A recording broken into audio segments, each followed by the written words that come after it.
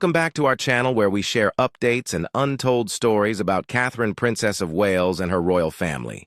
Today we bring you some news: the total fall of Prince Andrew Epstein, ties TV disaster and King Charles's final punishment. For several years, the public narrative surrounding Prince Andrew, Duke of York, and his ex-spouse, Sarah Ferguson, resembled a complex saga of civic duty, personal errors, and lasting devotion. Initially portrayed as a glamorous couple in the British royal family, celebrated for their charisma, prominence, and the modernity they seemed to infuse into the institution, their meticulously crafted image eventually deteriorated, leading to one of the most examined and contentious narratives in contemporary royal history. The scrutiny peaked with Prince Andrew's well-documented and protracted connection with Jeffrey Epstein, a convicted sex offender, whose global network and influential associates incited many criminal inquiries and significant public outrage. The ramifications of that affiliation ultimately initiated a systematic removal of the prince's public responsibilities, accolades, and the symbols of his official existence, and incited ongoing discourse regarding the monarchy's response when one of its most notable members becomes a reputational burden.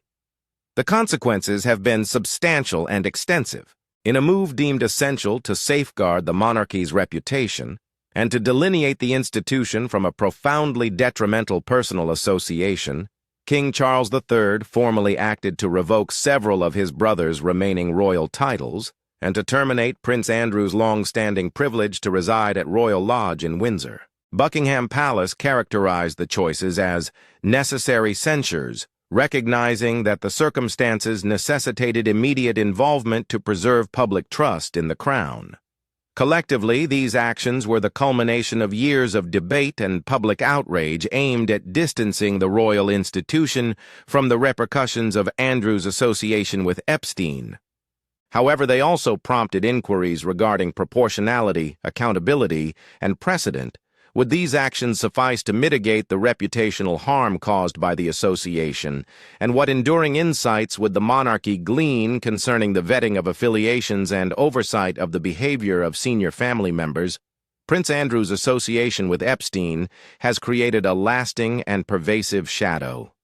Born in 1960 as the third child of Queen Elizabeth II, and Prince Philip Andrew was formerly a prominent individual who merged a naval career with a public position representing the United Kingdom on international trade and investment missions. In the last decade, he became the subject of media and public investigation as claims about his association with Epstein, an American billionaire with a vast network of important associates, emerged. Epstein was apprehended on federal sex trafficking charges in 2019 and died by himself in a Manhattan prison cell while awaiting trial that August. His demise, along with the preceding revelations, such as the magnitude of his associations with influential individuals and the prior contentious plea agreement he obtained in Florida, exacerbated public outrage and heightened the urgency of inquiries regarding the potential involvement of public figures either directly or indirectly in his actions. A pivotal element in the dispute was the evidence and public allegations presented by Virginia Giuffre Roberts. In court documents and public declarations, Giuffre said that she was trafficked by Epstein as a minor and compelled to engage in sexual contact with Prince Andrew on 3 distinct occasions, specifying incidents in London, New York, and on Epstein's own Caribbean island, Little St. James. The allegations, disclosed with meticulous legal detail, resonated deeply. They accused the exploitation of a vulnerable young woman and implicated a senior member of the British royal family in conduct that, if substantiated, would starkly contradict both legal standards and the ethical obligations inherent to royal status. Prince Andrew has persistently refuted these charges, claiming that he has no recollection of ever seeing Ms. Giuffre. The denial has not appeased several observers and has done nothing to quell the discussion or alleviate public apprehension. In fact, the disparity between unequivocal denials and public testimony has heightened scrutiny rather than resolved it. Ms. Giuffre subsequently emerged as a leading advocate for survivors of sex trafficking and abuse associated with Epstein's network. Her legal complaint against the prince was initiated in the United States and was finally resolved out of court in 2022. Following the settlement, her family released a statement commending her fortitude and bravery, characterizing the result as the culmination of an arduous and distressing battle for recognition. Her brother characterized the payout as a mix of elation and lamentation, a typical human reaction when legal acknowledgement is attained decades after purported injury. The settlement reached prior to trial contained no admission of culpability by Prince Andrew. Rather, it addressed the civil claim and was accompanied by a public statement from Andrew, expressing remorse for the suffering inflicted on Epstein's victims and committing to support initiatives against sex trafficking. Subsequent to the settlement and the continuous examination that occurred before and after formal punishments were imposed, Buckingham Palace said that Prince Andrew's residence in Royal Lodge has been officially terminated, necessitating his relocation to alternate private housing. The palace underscored that these actions were implemented notwithstanding Andrew's persistent rejection of the charges. The judgments were clearly motivated by concern for the monarchy's reputation rather than a judicial determination of guilt, and the measures were presented as part of a comprehensive strategy to maintain the crown's integrity. Critics, advocates for survivors, and media analysts see such steps as both symbolic and pragmatic. They constrained Andrew's capacity to engage in royal affairs, diminished his public presence, and terminated official associations that may be perceived as affirmations of his conduct or character. Reports said that his new domicile will be situated on the Sandringham estate in Norfolk, around 100 miles north of London, and historically linked to secluded royal getaways. In contrast to Royal Lodge, linked to the Crown Estate, which encompasses the land's assets and income owned by the monarchy in its sovereign capacity, the Sandringham Estate is purportedly financed personally by the king. The difference was significant in public discourse, as it highlighted that the action was not just a relocation, but an effort to displace Andrew from a publicly financed royal home and its accompanying symbolism. Royal sources indicated that the transition is likely to occur following the customary Christmas gatherings at Sandringham, a time when the royal family traditionally convenes. It was previously disclosed that Prince Andrew would abstain from the family's public holiday festivities, further underscoring the restrictions on his public visibility and the overarching initiative to distance him from significant family events. Prior to these conclusive actions, Andrew had already initiated measures indicating his retreat from public responsibilities and the contraction of his official capacity. In late 2019, he withdrew from public activities. In January 2022, the late Queen Elizabeth II officially rescinded his honorary military positions and canceled many royal patronages, leading him to cease using the title His Royal Highness in any official context. Nonetheless, such concessions did not resolve inquiries over his finances or how he managed to pay a purported multi-million-dollar settlement to Ms. Giuffre, despite ostensibly holding no paying position as a non-working royal. Public outrage intensified due to allegations about the conditions of his enduring lease on the 30-room Royal Lodge. It was disclosed that in 2003 he paid a one-time premium for the lease and, according to accounts, was thereafter obligated to pay just a little rent if demanded. The information contributed to a narrative of privilege and incited criticism about justice and accountability, a particularly salient critique at a time of heightened public scrutiny of elites' tax matters and private wealth. Constitutionally, Prince Andrew retains his place in the line of succession to the British monarchy.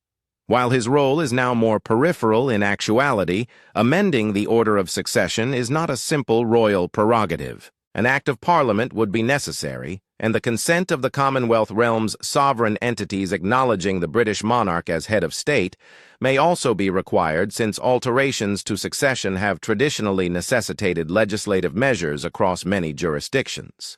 The most recent instance of an Act of Parliament being utilized in this manner transpired in 1936 to formalize the abdication of King Edward VIII. More recently, modifications to succession regulations were harmonized across realms in the 2010s under the Perth Agreement and implemented via concurrent legislation, with the UK component being the Succession to the Crown Act 2013. Instead of pursuing a convoluted and politically sensitive path, King Charles exercised his power inside the royal household in a more practical and legally straightforward manner. He annulled Andrew's peerages and restricted his use of certain titles by issuing royal warrants and reallocating domestic duties. As a result, Andrew no longer has the title Duke of York, a dukedom customarily conferred upon the monarch's second son, which he had used since its granting on his wedding day. Additionally, he has lost the minor titles of Earl of Inverness and Baron Killy-Lee. His esteemed accolades, including his designation as a Knight Grand Cross of the Royal Victorian Order and his membership as a Royal Knight Companion of the Most Noble Order of the Garter, were also revoked. These actions conveyed a definitive message regarding the royal household's position on holding family members accountable. Even in the absence of a criminal conviction, the institution could limit external ceremonial symbols of status, while refraining from modifying constitutional frameworks like the line of succession. A pivotal step that converted a continuing narrative into a tipping point was the televised interview Prince Andrew conducted in November 2019. The interview, conducted by Emily Maitlis and shot inside Buckingham Palace, aired on BBC Two on November 16, 2019, as a special edition of Newsnight aimed at addressing the charges and assisting the prince in exonerating himself.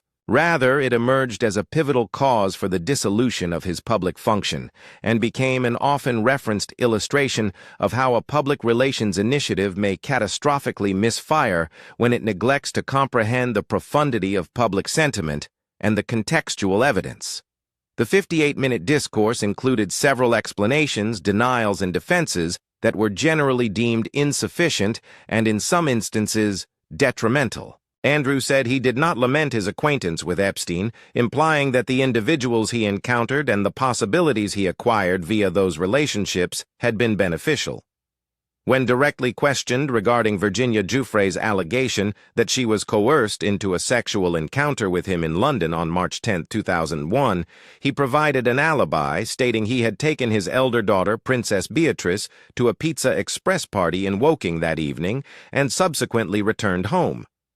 The account was swiftly analyzed. Journalists and independent investigators highlighted potential inconsistencies, and the Pizza Express assertion became symbolic of the interview's inability to resonate credibly with public apprehensions, partly due to the detail eliciting mockery and being utilized on social media as proof of a deficiency in seriousness. A notable aspect was a picture of Prince Andrew with his arm around the waist of a young lady named Giuffre, with Ghislaine Maxwell Epstein's partner, subsequently jailed for sex trafficking, in the background. The prince stated he had no recollection of the photograph being captured and proposed it may have been digitally manipulated. He contended that he would not have donned the attire depicted in the image for an evening in London, characterizing it as traveling clothes. He emphasized that he had no recollection of ever meeting this lady, none whatsoever. Nevertheless, the photograph persisted in its widespread circulation and served as a significant piece of visual evidence that many members of the public and commentators found challenging to reconcile with his denials. The interview included an atypical and much condemned medical rationale. In response to Giuffre's assertion that she had danced with the prince at the Tramp nightclub in London and that he had been perspiring, Andrew said that he suffers from a medical issue that inhibits his ability to sweat. He ascribed the ailment to an overdose of adrenaline, experienced during his tenure as a helicopter pilot in the Falklands War. Medical professionals and observers expressed confusion over this assertion, observing that an adrenaline spike often results in heightened sweat rather than its suppression. The incorporation of a physiological explanation introduced without medical validation significantly diminished the interview's credibility for several spectators. Andrew inquired about a visit to Epstein's New York residence in December 2010, some years subsequent to Epstein's contentious felony sentencing for soliciting a child in Florida. The prince deemed the visit a misjudgment for which he regrets every day, although he justified it by asserting that the trip aimed to sever ties with Epstein, portraying his move as the right course of action. Occasionally, he portrayed himself as being motivated by honor and duty, a rhetorical position that for many observers seemed incongruous with the gravity of the accusations and the established patterns of Epstein's conduct. At the conclusion of the interview, he said that if required and upon legal counsel, he would be prepared to provide sworn evidence on his interactions with Epstein. The interview aimed to provide his perspective to mitigate the damage. Rather, it exacerbated the issue and in several circles validated popular apprehensions over his judgment reliability and perceived lack of empathy towards victims. The interview reinforced the perception among the public already skeptical of elite detachment that common norms of responsibility were not uniformly applicable to the privileged. The public and media response was immediate, fervent, and mostly adverse. Critics from all political affiliations denounced the interview as a public relations catastrophe. Subsequent critics used analogies indicative of the magnitude of the mismanagement. Expressions like car crash and nuclear explosion were adopted to convey the extent to which the deal had undermined the prince's reputation. Analogies were drawn to the reputational crisis the royal family faced after the death of Diana, Princess of Wales, highlighting the gravity of the repercussions and the possibility of enduring harm to the monarchy's image if the situation is not resolved effectively. Political leaders and commentators promptly expressed their discontent. Members of Parliament, authors, and activists emphasized what they saw as a deficiency of remorse and responsibility. Hannah Bardell, a member of Parliament from the Scottish National Party, characterized the interview as sickening, asserting that Andrew showed no sorrow or empathy for the victims and exhibited a concerning misuse of power. A Guardian editorial remarked on the incongruity between the prince's calm, self-absorbed demeanor and the gravity of the accusations confronting his associate. In the United States, where the civil case was being prosecuted and where Epstein's offenses were concentrated, voices contended that anyone with information should completely collaborate with law enforcement, and several public authorities openly denounced the prince's degree of participation with investigators.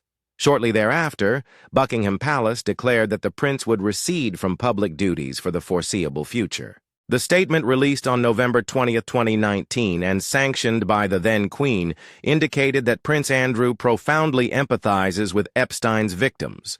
The repercussions of that decision were immediate and significant. Corporate partners and sponsors withdrew their support. KPMG and Standard Chartered, among others, ceased backing his Pitch-a-Palace entrepreneurship initiative. The University of Huddersfield, where he had held the position of chancellor, accepted his resignation, and ultimately the palace confirmed that he would forfeit all of his royal patronages. These organizations aimed to dissociate from reputational risk and to protect themselves from the repercussions of association with an individual whose public image had been significantly tarnished. Assurances of collaboration with law enforcement were subsequently scrutinized. In January 2020, Jeffrey Berman served as the U.S. The attorney for the Southern District of New York publicly said that Prince Andrew had offered zero cooperation to the FBI and federal prosecutors probing Epstein's network, a significant contradiction to the prince's prior assertion during the Newsnight interview that he would help authorities. Berman's remarks were often referenced by detractors as proof that Andrew's rhetorical pledges had not been accompanied by tangible support for an inquiry of global importance. By 2020, the Prince Andrew Charitable Trust ceased operations, becoming yet another victim of the issue and the erosion of public and corporate trust.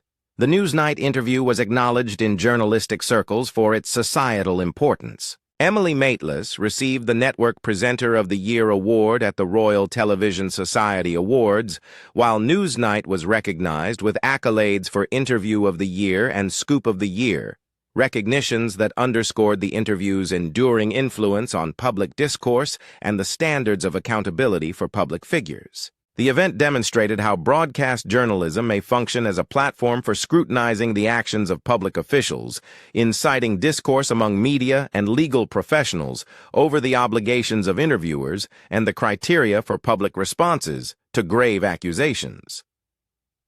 Beyond Andrew, the issue affected his family personal connections, public positions, and professional reputations. His ex-wife, Sarah Ferguson, who has cohabited with him at Royal Lodge and maintained an unusually close connection with him since their 1996 divorce, got involved in the story.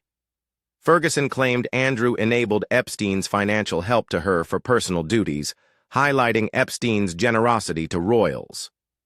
After a 2011 email in which she called Epstein her supreme friend and apologized for publicly disassociating from him, other organizations purportedly cut ties with her in September 2023. The email raised questions about her relationship with Epstein and Andrew's friends' discernment. The examination of Ferguson's philanthropy, notably Sarah's trust, which helps at-risk people, increased. After the scandal, the commercial division and fundraising activities waned, and altruistic merchandise and fundraising partnerships began to decline. Ferguson has written children's books and historical novels and become a public figure outside her royal status. An industry expert told the BBC that postponing one of her new children's books was a perfectly reasonable decision under the circumstances. As publishers evaluate reputational risks, her publishing and public philanthropy possibilities are increasingly uncertain. Prince Andrew's Royal Lodge lease has expired, affecting Ferguson. She must consider independent living alternatives if Andrew goes to Sandringham. This change will upset tight household relationships. Opponents say the couple's continuous family connections after divorce hamper institutional efforts to distance Andrew from royal life. Princesses Beatrice and Eugenie, granddaughters of a sovereign, enjoy autonomous careers and lives. However, the issue has hurt them indirectly and continuously. Epstein, Ghislaine Maxwell, and Harvey Weinstein attended Beatrice's 2006 18th birthday party at Windsor Castle, prompting public inquiries into their social connections. Historical photos and guest lists showed how old social links may become controversial when one member is a criminal. The Telegraph and other media reported on a leaked Epstein attorney email claiming Ferguson and her kids visited Epstein in New York following his 2009 prison release. Family sources denied any criminal activity. Beatrice and Eugenie have had to balance family privacy, public curiosity, and investigators' legitimate interests while preserving their professional careers in the wake of their father's crisis. Beatrice and Eugenie have pursued careers as non-working royals. Eugenie was a director at Hauser and Wirth Gallery and co-founded the Anti-Slavery Collective, an NGO fighting modern slavery and sex trafficking. Beatrice founded an advisory firm and has worked in business and philanthropy. Despite the examination, charity and other initiatives continue. The change in their father's job has affected both sisters' marriages and children. Prince Andrew's move to Norfolk, away from the family's London and Cotswolds homes, is likely to change family relations by putting him farther from his daughters and grandchildren and reducing casual connections. Prince Andrew has stated that their acquaintance began circa 1999 via Ghislaine Maxwell, a socialite and longtime associate of Epstein, who later became a key figure in the prosecutions. Andrew said they met probably just once or twice a year. However, Andrew lived in Epstein's New York House, Florida estate and private island throughout the years, demonstrating their close relationship in access and hospitality. Such meetings have become standards for intimacy and longevity of communication following Epstein's imprisonment. After seeing Prince Andrew walking with Epstein in Central Park in December 2010, public outrage began in 2011. Epstein's 18-month sentence for acquiring sexual services from a youngster in Florida was widely criticized as mild and secretive. The photos came shortly after. Andrew resigned as the UK's Special Representative for International Trade and Investment in July 2011 due to domestic and international concerns, and stated he had stopped communicating with Epstein. Later revelations clouded the story. British media revealed an email Prince Andrew allegedly sent to Epstein on February 28, 2011, nearly 2 years after Epstein's incarceration and months after Andrew publicly terminated contacts. The email apparently expressed support and a desire to communicate, but the prince did not comment other than to say he had tried to distance himself. These occurrences suggested that their connection was more complex than early public announcements suggested. Virginia Giuffre mentioned a third encounter in an orgy on Epstein's island with additional girls. She filed a legal complaint against Prince Andrew in New York in 2021 to bring him to justice. Andrew agreed to an out-of-court settlement in 2022 for millions of dollars after failed efforts to dismiss the case and prolonged legal talks. The settlement did not admit culpability. Andrew said that Giuffre had suffered both as an acknowledged victim of abuse and owing to unfair public assaults. He expressed regret without admitting guilt by sponsoring anti-sex trafficking campaigns. These events demonstrate the conflict between established privilege and 21st-century public accountability. When a royal position becomes a burden for the institution, Andrew's confiscation of titles, patronages, and home and banishment from public life illustrate this. His decision to revoke honors and leave Royal Lodge reduces his visibility, eliminates royal endorsement, and serves as a public reprimand for behavior or associations that erode public trust. The case also raises questions about institutional scandal responses and family civil responsibility balance. Tradition, ceremony, and well-planned public relations have always kept the monarchy in power. In cases of criminality, exploitation, and abuse involving family members, the institution must balance loyalty with public trust. Removing Prince Andrew's Duke of York title and other distinctions, terminating his Royal Lodge lease, and excluding him from public royal activities show that the family will not implicitly support actions or associations that undermine public trust. These acts show the contradiction between family and institutional obligations of a public-facing job.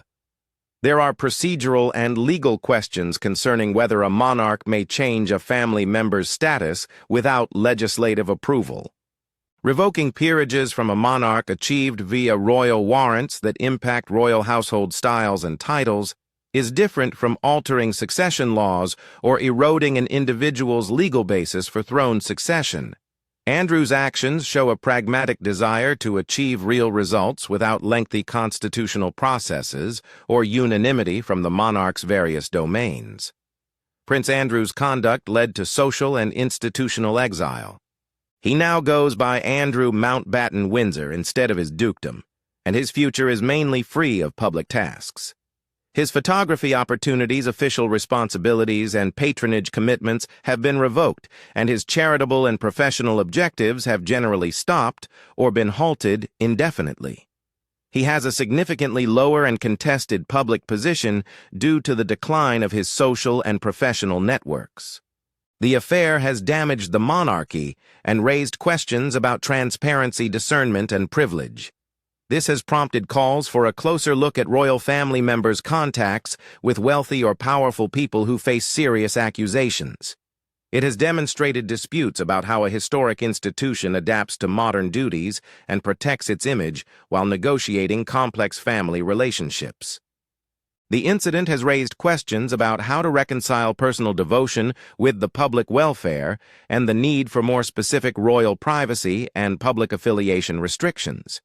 The episode sparked public debate on legal accountability and civil-criminal relations in addition to its personal effects. When evidence or prosecutorial limits hamper criminal prosecutions, survivors may utilize civil actions, notably in the U.S., where discovery processes are thorough and intrusive to seek reparation.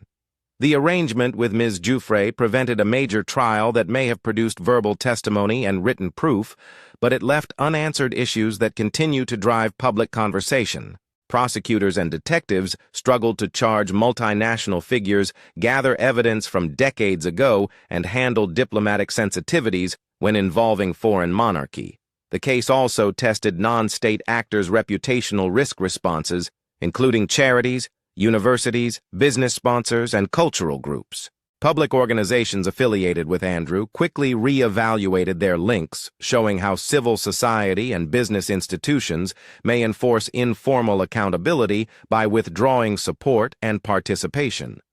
These responses affect funding programming and public opinion, showing that reputational damage may have far-reaching effects. The fallout is generational and cultural. The royal family, like other lasting institutions, operates in a world of instant knowledge, archival access, and social media-democratized public critique. Ours may resuscitate, reinterpret, and spread decades-old events and relationships. The tale of Andrew and Epstein is at the intersection of changing privileged survivors' rising willingness to speak up, and a media ecosystem that intensifies documentary and testimonial evidence. The Prince Andrew affair reminds us that public life, particularly in the royal family, involves careful connection building and a deep understanding of how private behavior affects public trust. The palace and queen took steps to alleviate reputational damage, despite continuing investigations into the legal, ethical, and institutional effects of the Epstein relationship. This episode will inform conversations about how modern institutions should handle controversy, public individuals' responsibilities, and the constant challenge of balancing private connections with royal duties. The scandal will likely shape institutional responses to future crises and define royal privilege and public service obligations. Thank you for watching the video. Please let us know your thoughts and goodbye for the time being.